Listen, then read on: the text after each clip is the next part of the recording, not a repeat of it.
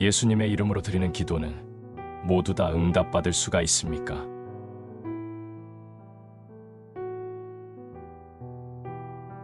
같은 설교를 듣는데 한 사람은 완전히 변화되어 새 사람이 되고 다른 사람은 전혀 변화되지 못하는 경우가 있습니다.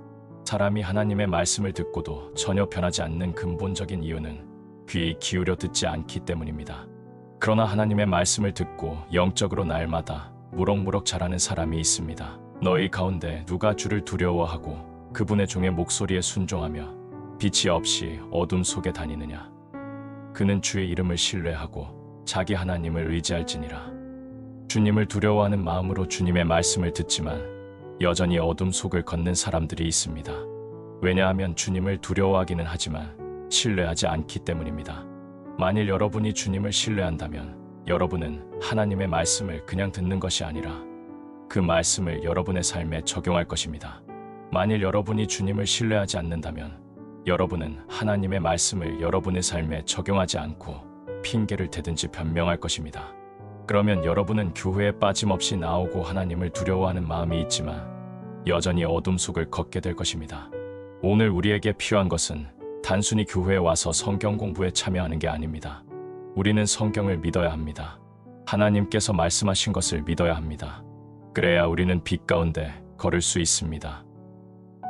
이제 기도에 대한 말씀을 살펴보도록 하겠습니다. 우리는 열심히 기도하지만 응답받지 못하는 경우가 허다합니다. 왜 우리는 응답받지 못하는 것일까요? 다른 모든 분야와 마찬가지로 기도에 대해서도 세상 종교가 가르치는 것과 성경이 가르치는 것 사이에는 엄청난 차이가 있습니다. 세례나 침례의 경우를 생각해보면 세상 종교가 가르치는 세례나 침례가 성경이 가르치는 것과는 완전히 다릅니다. 구원도 마찬가지입니다. 세상이 가르치는 구원과 성경이 가르치는 구원은 완전히 다릅니다. 세상은 형식과 예식이 구원과 관련 있다고 가르치지만 성경은 마음과 믿음이 구원과 관련 있다고 가르칩니다. 여기에는 엄청난 차이가 있습니다. 성경이 말씀하시는 기도와 이 세상 종교가 말하는 기도에는 엄청난 차이가 있습니다. 우리는 성경이 말씀하시는 기도가 무엇인지 살펴보기 위해 신약 성경에 기록된 기도들에 대해 자세하게 살펴볼 것입니다. 특히 이 시간에는 예수님의 이름으로 기도한다는 것이 무엇을 의미하는지 살펴보도록 하겠습니다. 하나님 아버지, 저에게 복을 주시고 복권에 당첨되게 해주시고 고급 승용차를 주시고 다시는 아프지 않게 해주세요. 예수님의 이름으로 기도드렸습니다. 아멘. 이것은 성경에서 말씀하시는 기도가 아닙니다. 우리는 다음 시간에 왜 기도가 응답받지 못하는지에 대해 살펴볼 것입니다. 이기적인 마음과 동기로 하는 기도는 결코 응답받지 못합니다. 자아중심적인 기도는 잘못된 것입니다. 대부분의 그리스도인들의 기도는 자기 자신을 위한 것입니다. 오늘은 예수님의 이름으로 기도한다는 것이 무엇을 의미하는지 살펴보겠습니다. 먼저 요한복음 14장 13절을 보겠습니다. 너희가 무엇을 구하든지 내가 그것을 헤아리니. 저는 무엇인가를 빼고 읽었습니다.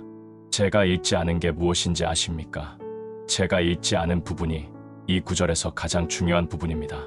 너희가 내 이름으로 무엇을 구하든지 내가 그것을 헤아리니. 이것은 아버지께서 아들 안에서 영광을 받게 하려 함이라. 너희가 내 이름으로 무엇이든지 구하면 내가 그것을 헤아리라. 예수님의 이름으로 기도한다는 것의 의미는 무엇일까요? 주님께서는 너희가 내 이름으로 무엇이든지 구하면 내가 그것을 행하리라 고 말씀하셨습니다. 제가 별로 어렵지 않은 몇 가지 간단한 질문을 드리겠습니다. 답하기 위해 대단한 성경 지식이 필요하지도 않습니다. 잘 들어보시고 답해보세요. 예수님께서 죄를 지을 때도 있을까요? 쉬운 질문이지요. 답은 간단합니다. 예수님은 죄를 짓지 않으십니다. 다시 비슷한 질문을 드리겠습니다. 예수님께서 하나님의 말씀을 어기실 때가 있을까요? 예수님께서는 결코 하나님의 말씀을 어기지 않으실 것입니다. 예수님의 이름으로 기도한다는 것이 백지수표를 받은 것과 같다고 가르치는 사람들이 있습니다. 그러나 사실은 전혀 그렇지 않습니다. 어떤 것을 구해도 기도의 끝에 예수님의 이름으로 기도드렸습니다. 라는 말만 붙이면 응답받게 된다는 게 결코 아닙니다. 기도는 하나님 앞에 나아와 여러분이 원하는 것을 쭉 얘기한 다음에 예수님의 이름을 들먹이고 끝내는 것이 아닙니다. 요한복음 14장 13절을 인용하기만 하면 어떤 것을 구하는 기도든 주님께서 응답해 주셔야 할 의무가 있는 게 아닙니다. 예수님의 이름으로 바르게 기도하기 위해서는 성경을 알아야 합니다. 욥은 마귀와 영적 전쟁을 치렀습니다. 이 세상에서는 마귀가 완전히 승리한 것처럼 보였습니다. 욥은 건강과 재산과 가족 등 목숨을 제외한 모든 것을 잃었습니다. 그래서 욥은 왜 자신에게 그러한 일이 생겼는지 알고자 했습니다. 하나님께 왜 자신에게 고난이 닥쳤는지 알려달라고 기도했습니다. 자신이 왜 불행한 일을 당하게 되었는지 설명해달라고 기도한 것입니다. 그는 어둠 속에서 빛을 구했지만 얻지 못했습니다. 욥기 9장을 보겠습니다. 내가 눈 녹은 물로 내 몸을 씻고 그 어느 때보다도 내 손을 깨끗이 할지라도 주께서 나를 도랑에 빠지게 하시리니 내 옷마저도 나를 몹시 싫어하리이다. 욥은 오늘날 대부분의 기독교인들이 이해하지 못하고 있던 종교와 자기의의 핵심이 무엇인지 알고 있었습니다. 욥은 이렇게 말한 것입니다. 자신이 아무리 깨끗이 씻고 최선을 다해도 하나님 앞에 나아가면 주님께서는 그것을 몹시 싫어하시며 도랑에 던져 버리신다는 것입니다. 하나님의 눈 앞에서는 결코 자신의 노력으로 스스로 깨끗하게 씻을 수 없다는 것입니다. 계속해서 32절을 보겠습니다. 그분은 나처럼 사람이 아니시므로 내가 그분께 대답할 수도 없으며 우리가 함께 재판을 받으러 갈 수도 없고 여러분은 다른 사람을 보고 감동을 받을 때가 있을 것입니다. 어떤 사람이 자신을 희생하는 것을 보고 선행을 하는 것을 보면 감동이 될 때가 있습니다. 훌륭한 사람을 보면 감동을 받을 때가 있습니다. 그러나 거룩하신 하나님도 그러실까요? 영원부터 영원까지 계신 하나님께서 사람을 보고 감동하실까요? 인간의 어떤 행위도 하나님을 감동시키지 못합니다. 하나님께서는 사람이 아니십니다. 계속해서 33절을 보겠습니다. 우리 사이에는 우리 둘 위에 손을 얹을 중재인도 없도다. 욥이 말하는 것의 의미를 아시겠습니까? 하나님께서는 저 위 하늘에 계십니다. 그러나 인간은 이 땅 위에 있습니다. 인간이기 때문에 하나님과 시원하게 대화를 나눌 수도 없습니다. 하나님도 하나님이시기 때문에 인간과 시원하게 대화하실 수 없습니다. 욥은 자신의 기도가 하나님께 상달되기를 원했습니다. 하나님께서는 자신의 말씀을 사람들이 제대로 받아들이기를 원하셨습니다. 그러나 하나님과 인간 사이의 간격이 너무나도 크기 때문에 서로 만날 수 없었습니다. 그래서 욥은 중재자를 원했습니다. 욥이 원한 중재자는 하나님을 이해할 수 있는 존재여야 했습니다. 그러려면 그 중재자는 하나님과 같은 분이어야 했습니다. 그와 동시에 중재자는 인간도 이해할 수 있는 존재여야 했습니다. 그러려면 그 중재자는 인간과 같은 분이어야 했습니다. 욥은 하나님과 인간을 모두 이해할 수 있는 중재자가 나타나서 하늘과 땅 사이를 이어주기 원했습니다. 그래서 하나님과 인간 사이를 대변해주고 서로 대화를 나누고 진정한 교제를 나눌 수 있게 되기를 원했습니다. 우리는 동물과 온전한 교제를 나눌 수 없습니다. 아무리 동물과 가까이 지낸다 해도 완전한 의사소통을 할 수는 없습니다. 그저 제한적이고 기본적인 의사소통만 가능할 뿐입니다. 저는 개와 대화를 나눌 수 없습니다. 저는 개가 아니기 때문입니다. 개도 저와 대화를 나눌 수 없습니다. 개도 인간이 아니기 때문입니다. 개와 인간은 서로의 존재는 인식할 수 있지만 완전한 의사소통을 할 수는 없습니다. 하나님과 인간도 서로의 존재를 인식할 수 있지만 완전한 의사소통을 할 수는 없었습니다.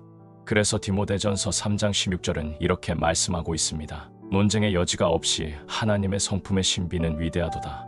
하나님께서 육체 안에 나타나시고 성령 안에서 의롭게 되시고 천사들에게 보이시고 이방인들에게 선포되시고 세상에서 믿기시고 영광 속으로 올려져서 영접을 받으셨느니라. 이 구절이 말씀하고 있는 게 무엇인지 아시겠습니까? 전능하신 하나님께서는 욥과 같은 인간을 살펴보셨습니다. 그런데 주님께서 보시니 인간이 하나님을 온전히 이해하지 못하고 있었습니다. 인간은 하나님이 될 수 없었습니다. 그래서 하나님께서 인간이 되셨습니다. 하나님께서 인간의 몸을 입고 인간과 교제를 나눌 수 있는 모습으로 이 세상에 오신 것입니다. 그래서 아무도 볼 수 없었던 하나님을 누구나 볼 수 있게 된 것입니다. 이 세상에 오셔서 사람들과 함께 거하시고 사람들이 먹는 것처럼 먹으시고 사람들이 마시는 것처럼 마시시고 사람들이 자는 것처럼 주무시고 사람들이 줄이는 것처럼 줄이시고 사람들이 매 맞는 것처럼 매 맞으시고 사람들이 욕먹는 것처럼 모독당하시고 사람들이 친구를 사귀는 것처럼 친구를 사귀시고 사람들이 죽는 것처럼 죽으셨습니다. 하나님께서 인간이 되셨습니다. 그래서 이제는 원하는 사람은 누구라도 하나님과 진정한 교제를 나눌 수 있게 되었습니다. 그분은 인간의 몸으로 오셨기 때문에 인간과 교제를 나눌 수 있었습니다. 그리고 그분은 하나님이셨기 때문에 인간은 그분을 통해서 하나님과 교제를 나눌 수 있게 되었습니다. 마리아는 단순히 인간이었습니다. 그녀는 인류에 속한 인간이었습니다. 마리아는 한 번도 하나님이었던 적이 없으며 지금도 하나님이 아니며 앞으로도 결코 하나님이 될 수 없습니다. 그래서 마리아는 같은 인간의 입장을 이해할 수는 있었지만 하나님의 입장을 이해할 수는 없었습니다. 마리아는 인간의 손을 잡을 수는 있었지만 하나님의 손을 잡을 수는 없었습니다. 여러분은 다른 사람의 손을 잡을 수 있습니다. 왜냐하면 같은 인간이기 때문입니다. 그러나 하나님이 아니기 때문에 하나님의 손을 잡을 수는 없습니다. 디모데전서 2장을 보겠습니다. 한 하나님이 계시고 하나님과 사람들 사이에 한 중재자가 계시니 곧 사람이신 그리스도 예수님이시라. 성경에 의하면 한 하나님께서 계십니다. 그리고 한 중재자가 계십니다. 이 중재자는 하나님과 인간을 이어주는 역할을 하십니다. 이 중재자는 바로 사람이신 그리스도 예수님입니다. 성경이 말씀하시는 것을 자세히 보십시오. 성경은 한 중재자가 계시니 곧 하나님이신 그리스도 예수님이시라 꼭 말씀하지 않으십니다. 잘 들어보세요. 하나님께서는 마리아의 태안에 인간의 육체를 하나 준비하셨습니다. 그래서 히브리서 10장 5절에서는 오직 나를 위하여 한 몸을 예비하셨나이다 라고 말씀하신 것입니다. 성경은 예수 그리스도의 몸을 거룩한 것이라고 부르고 있습니다. 마리아의 태 속에서 하나님이 생성되고 있었던 게 아닙니다.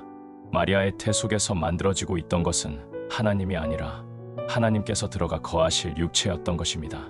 하나님께서는 그 육체 안에 들어와서 사셨던 것입니다.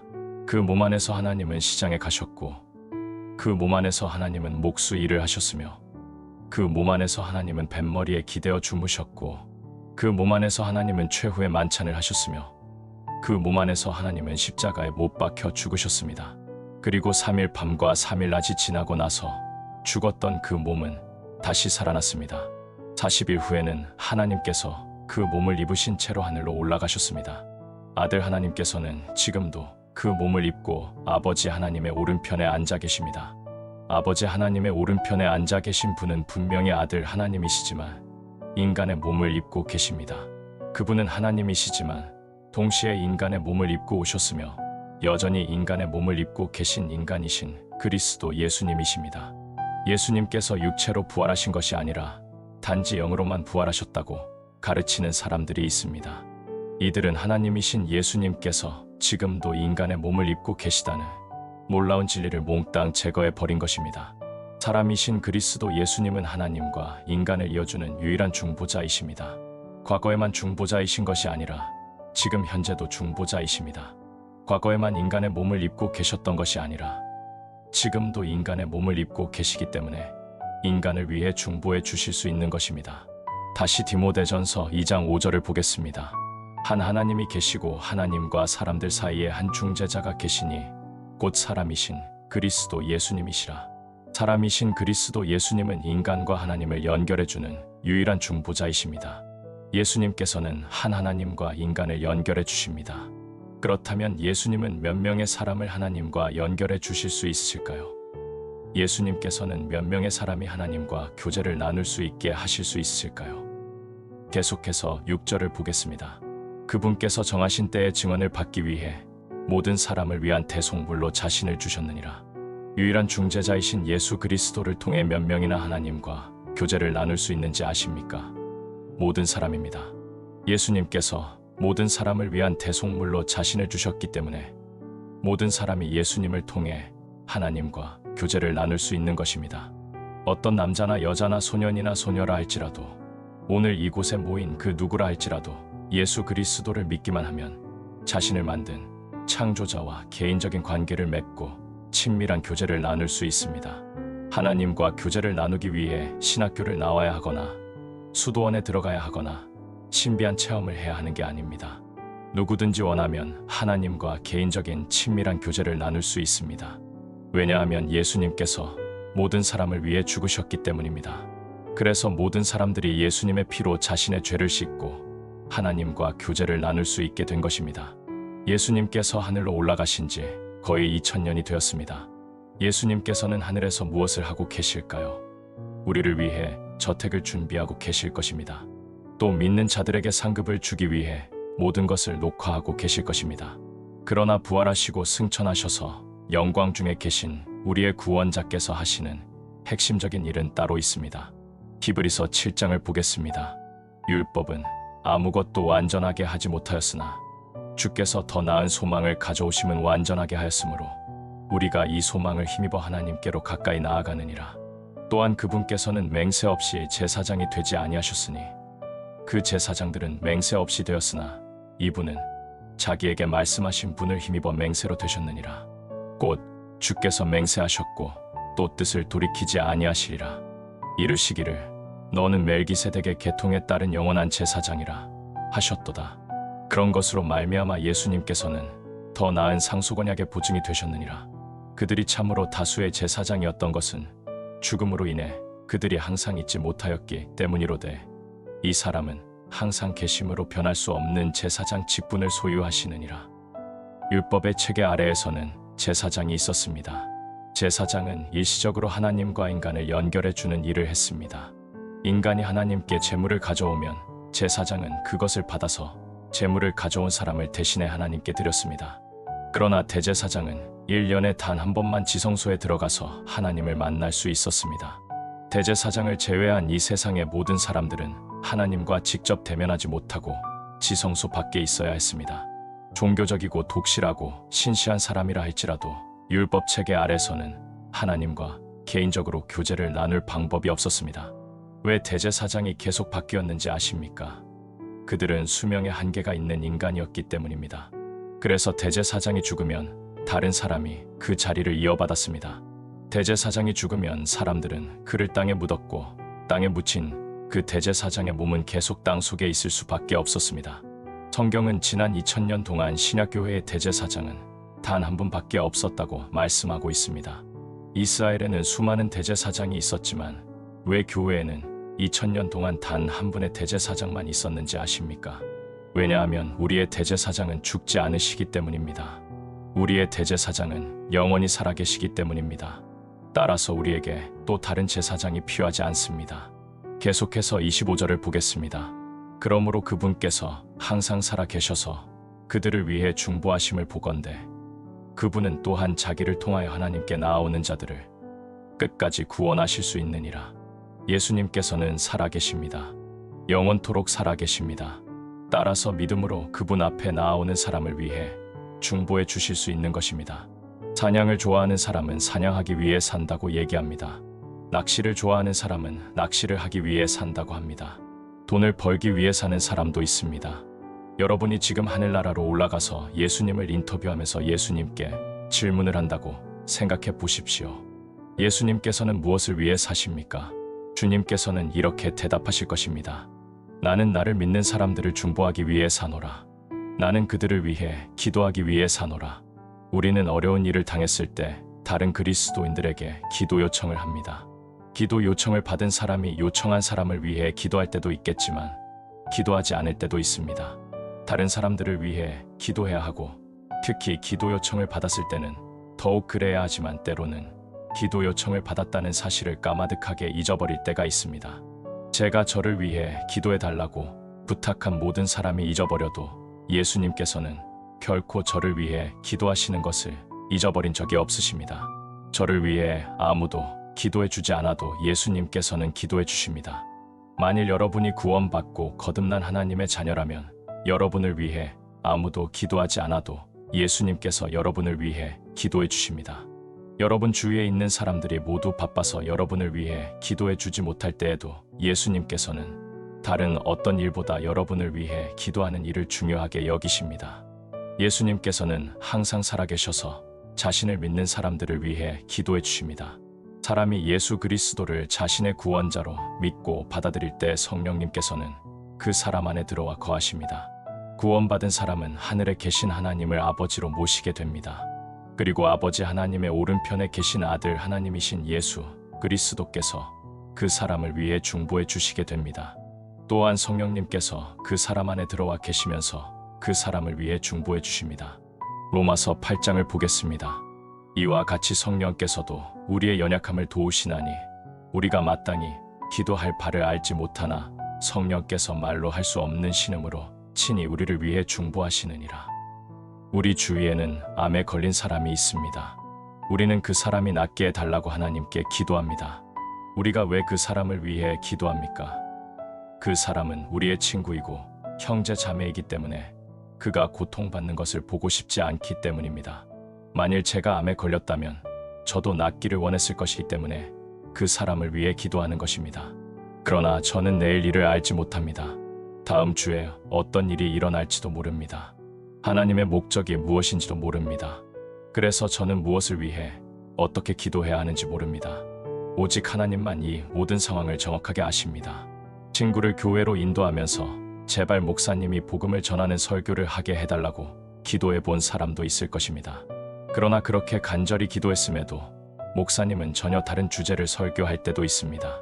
정직하게 얘기하자면 목사는 여러분에게 무엇이 필요한지 모릅니다. 또 여러분을 위한 최상의 것이 무엇인지도 모릅니다. 왜냐하면 목사는 모든 상황을 다 알고 있지 않기 때문입니다. 그래서 성경은 우리가 마땅히 기도할 바를 알지 못한다고 말씀하고 있는 것입니다. 우리 중 누구도 모든 상황에 대한 하나님의 뜻이 무엇인지 완전히 알 수는 없습니다. 우리는 무엇을 위해 기도해야 하는지 모르지만 성령님께서는 알고 계십니다. 성령님께서는 하나님이시기 때문에 아버지 하나님께서 원하시는 것이 무엇인지 정확히 알고 계십니다. 하나님께서는 자신의 뜻이 무엇인지 알고 계십니다. 하나님께서는 자신의 의도와 목적을 알고 계십니다. 이와 같이 성령께서도 우리의 연약함을 도우시나니 우리가 마땅히 기도할 바를 알지 못하나 성령께서 말로 할 수 없는 신음으로 친히 우리를 위해 중보하시느니라. 마음을 살피시는 분께서 성령의 생각이 무엇인지 아시나니 이는 그분께서 하나님의 뜻대로 성도들을 위해 중보하시기 때문이니라. 아버지 하나님의 오른편에는 저를 위한 중보자가 계십니다. 제 안에 거하시는 성령님께서도 저를 도와서 기도하고 계십니다. 제가 개인 기도를 하면서 여러분을 위해 기도하고 있다고 생각해 보겠습니다. 제가 기도를 할 때 성령님께서는 저의 마음을 살피셔서 저의 동기가 무엇인지 보시고 하나님의 뜻에 맞는 마음과 동기로 기도할 수 있도록 인도해 주십니다. 제가 하나님의 뜻에 맞는 기도를 하면 성령님께서는 저를 도와서 그 기도를 하나님께로 전해드립니다. 그러나 제가 하나님의 뜻과 상관없는 기도를 하면 성령님께서는 그 기도를 하나님께 전달해 드리지 않으실 것입니다. 제가 하나님의 뜻에 맞는 것을 구하며 기도하면 성령님께서는 그 기도를 아들 하나님께로 가져가십니다. 중요한 일을 결정할 때 국회에서는 위원회가 열립니다. 어떤 안건이 헌법에 위배되면 그 안건은 폐기됩니다. 헌법과 일치하지 않는 일을 할 수는 없습니다. 헌법과 일치하지 않는 안건은 위원회에서 걸러지게 됩니다. 여러분은 왜 수많은 기도가 응답받지 못하는지 아십니까? 기도가 아예 하나님께 전달되지도 못하기 때문입니다. 우리가 기도할 때 어떤 일이 일어나는지 아십니까? 성령님께서 우리의 마음을 살피십니다. 만일 잘못된 것을 구하거나 잘못된 동기로 구하면 성령님께서는 그 기도를 아들 하나님께 전달하지 않으십니다. 우리가 잘못된 것을 잘못된 동기로 구하면 성령님께서는 이렇게 생각하실 것입니다. 지금 구하고 있는 것은 우리의 헌법인 성경에 위배되는 것이다. 그래서 성령님께서는 그 기도를 하늘에 계신 아들 하나님께 전달하지 않고 폐기시켜 버리십니다. 그러나 만일 우리가 구하는 것이 성경에 위배되지 않고 하나님의 뜻에 맞는 것이라면 성령님께서는 우리의 기도를 아들 하나님께 전달해 주십니다. 요한복음 17장 20절을 보겠습니다. 내가 이 사람들만을 위해 기도하지 아니하고 그들의 말로 인하여 나를 믿을 자들을 위해서도 기도하오니. 같은 장에 있는 구절도 보겠습니다. 내가 그들을 위해 기도하나이다. 내가 세상을 위해 기도하지 아니하고 아버지께서 내게 주신 자들을 위해 기도하오니 그들은 아버지의 것이니이다. 예수님께서는 믿는 사람들을 위해 기도해 주십니다. 이것은 대단한 특권입니다. 이 세상 사람들, 예수님을 믿지 않는 사람들은 이러한 특권이 없습니다.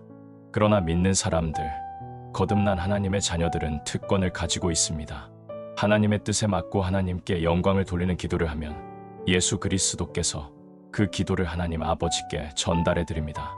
여러분이 지금 무엇을 가지고 있는지 아십니까? 여러분은 기록된 하나님의 말씀을 가지고 있습니다. 여러분을 향한 하나님의 뜻이 기록된 책을 가지고 있는 것입니다. 여러분이 그 책에 기록된 대로 하나님의 뜻대로 구하면 하나님께서 그 기도에 응답해 주십니다. 여러분이 어떻게 구원받았는지 기억나십니까? 여러분은 요한이나 누가나 마가가 기록한 것을 읽고 예수 그리스도를 믿어 구원받았습니다. 예수님께서는 여러분을 위해 기도해 주시겠다고 말씀하셨습니다. 하나님 아버지를 기쁘시게 하고 영광스럽게 하는 모든 기도에 응답해 주시겠다고 약속하셨습니다. 여러분이 하나님의 뜻대로 기도하면 그 기도를 여러분 안에 계신 성령님께서 아들 하나님께 제시하시고 아들 하나님께서는 여러분을 위해 그 기도대로 아버지 하나님께 간구해 주십니다. 여러분은 이런 일이 어떻게 일어나는지 이해해야만 합니다. 다시 요한복음 14장 13절로 돌아가겠습니다. 너희가 내 이름으로 무엇을 구하든지 내가 그것을 헤아리니 이것은 아버지께서 아들 안에서 영광을 받게 하려 함이라. 만일 여러분이 구하는 것이 무엇이든 간에 예수님께서 아버지 하나님께 제시할 수 없는 것이라면 예수 그리스도께서는 성령님께로부터 그것을 받지 않으실 것입니다. 그러나 여러분이 구하는 것이 예수님께서 아버지 하나님께 제시할 수 있는 것이라면 여러분의 마음속에 있는 그 간구를 성령님께서 취하셔서 여러분의 중재자이신 아들 하나님께 제시하실 것입니다. 예수님께서는 그 기도 목록을 가지고 아버지께 말씀하실 것입니다. 아버지께 드릴 말씀이 있습니다. 아버지께서 이 기도를 들어주셨으면 합니다. 그러면 아버지께서는 이렇게 말씀하실 것입니다. 나의 사랑하는 아들이여, 무슨 일인가? 그대는 항상 나를 기쁘게 하는 일만을 하지 않았는가? 무엇이든 말해보라. 성경은 모든 좋은 선물과 모든 완전한 선물은 위에서 오며 빛들의 아버지로부터 내려오거니와 그분께는 변함도 없고 회전하는 그림자도 없느니라 라고 말씀하십니다. 우리가 하나님의 뜻대로 기도할 때 성령님께서는 우리 마음에서 우리의 기도를 취하셔서 아들 하나님께로 가져가실 것이며 아들 하나님께서는 자신의 이름으로 그 기도를 아버지 하나님께 하실 것입니다. 그러면 우리의 기도가 성령님을 통하여 아버지 하나님께 올라갔듯이 하나님의 선물이 성령님을 통하여 우리에게 전달될 것입니다. 예수님의 이름으로 기도하는 것은 우리가 갖기 원하는 쇼핑 목록을 예수님의 이름으로 청구한다는 게 아닙니다. 우리의 마음이 우리의 구원자의 마음과 일치하게 되고 우리의 뜻과 우리의 구원자의 뜻이 일치하게 되면 우리는 우리의 기도가 응답되리라는 확신을 가질 수 있습니다. 이제 우리가 할 일은 명확합니다. 아들 하나님께서 아버지 하나님께 간구할 수 있는 기도가 무엇인지 아는 것입니다. 요약: 예수님의 이름으로 기도한다는 말의 의미를 알아야 합니다. 우리가 예수님의 이름으로 구한다 할지라도 그것이 하나님의 말씀과 일치하지 않는 것이라면 하나님께서는 결코 응답하지 않으실 것입니다. 욥은 하나님과 인간을 중재해줄 중재자가 필요하다는 사실을 알고 있었습니다. 인간이 하나님과 직접적인 교제를 나눌 수 없기 때문에 하나님께서는 인간의 몸을 입고 이 세상에 오셨습니다. 하나님과 인간을 중재해줄 중재자는 단 한 분이시며 그분은 바로 사람이신 그리스도 예수님입니다. 구약의 제사장은 일시적으로 하나님과 인간을 연결해주는 일을 했습니다. 그러나 신약의 제사장이신 예수 그리스도께서는 영원히 살아계시기 때문에 2000년 전부터 지금까지 믿는 사람들을 위해 중보해주고 계십니다. 아무도 여러분을 위해 기도해주는 사람이 없을 때에도 예수님은 여러분을 위해 기도해 주십니다. 뿐만 아니라 성령님께서도 믿는 사람 속에 들어와 믿는 사람을 위해 기도해 주십니다. 수많은 기도가 응답받지 못하는 이유는 기도가 아예 하나님께 전달되지도 못하기 때문입니다. 여러분이 하나님의 뜻대로 기도하면 그 기도를 여러분 안에 계신 성령님께서 아들 하나님께 제시하시고 아들 하나님께서는 여러분을 위해 그 기도대로 아버지 하나님께 간구해 주십니다. 만일 여러분이 구하는 것이 무엇이든 간에 예수님께서 아버지 하나님께 제시할 수 없는 것이라면 예수 그리스도께서는 성령님께로부터 그것을 받지 않으실 것입니다. 우리가 하나님의 뜻대로 기도할 때 성령님께서는 우리 마음에서 우리의 기도를 취하셔서 아들 하나님께로 가져가실 것이며 아들 하나님께서는 자신의 이름으로 그 기도를 아버지 하나님께 하실 것입니다. 그러면 우리의 기도가 성령님을 통하여 아버지 하나님께 올라갔듯이 하나님의 선물이 성령님을 통하여 우리에게 전달될 것입니다.